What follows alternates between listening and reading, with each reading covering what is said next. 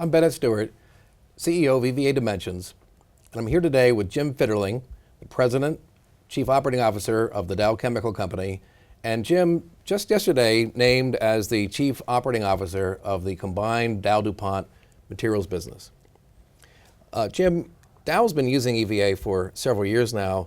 Can you tell me what prompted Dow to adopt EVA? In the middle of 2012, we reassessed how we managed the business.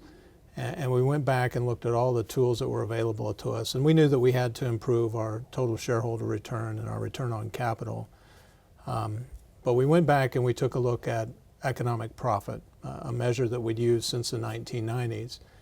And at that time, one of our team was working with your group, obviously, to kind of bring us up to date in the use of economic profit or economic value creation inside Dow. And that was when we decided to look at EVA and EVA momentum as a way to measure our progress. So what benefits have you seen come to Dow from the renewed focus on economic profit, or EVA? We've made EVA part of our day-to-day focus in running our businesses. So every business in Dow historically has had an economic profit measure on their scorecard. But what we did was we took EVA into more of the monthly and quarterly cadence of the business results. So we built it into the leader scorecards. And we manage that at an operations team basis. Every 2 weeks on a Monday morning, we get together with the operations team and we look at how the businesses are performing, including looking back at how they've been trending on EVA momentum.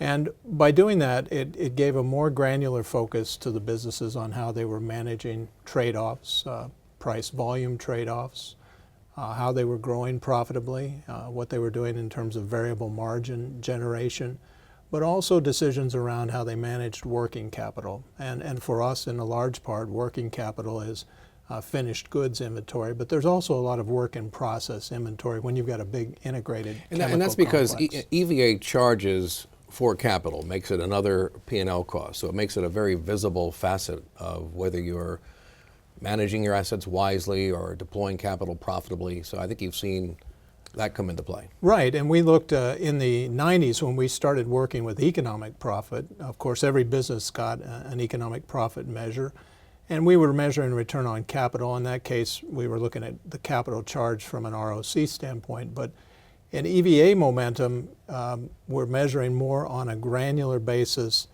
on a go-forward basis. So instead of looking at the whole capital charge for the entire business, we're looking at what do we have to do to improve from where results are today to deliver a good EVA momentum next quarter and for the next year. So return on capital is more of a snapshot of your return on the capital, whereas EVA momentum is measuring growth and progress and forward-looking and dynamic. So I think that really is a different measure that leads to different insights and conclusions. Exactly. So whether a business is performing good or performing maybe below average in their industry, they can make improvements on a continuous basis in EVA momentum. So the metric doesn't matter whether you're in positive or negative territory, but the other thing we look at is we look at it on a current quarter basis versus previous periods, or we look at it on a trailing 12 months basis so we can see what the trend is on EVA momentum. And we all know some of these businesses can be very cyclical. The other thing that happens is we had been through a large acquisition with Rohm and Haas, and so there are sometimes things like goodwill that are on the books.